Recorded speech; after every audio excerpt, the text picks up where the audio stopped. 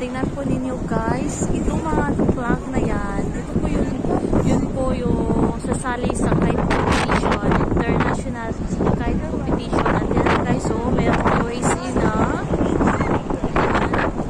dito, tingnan po yung mga tingnan ninyo guys. At saka po, mayroon na sasali, mayroon, tingnan po ninyo guys, ito yung mga flag, mga country na sasali sa international kite competition. So, yan po, alam po yan, Canada,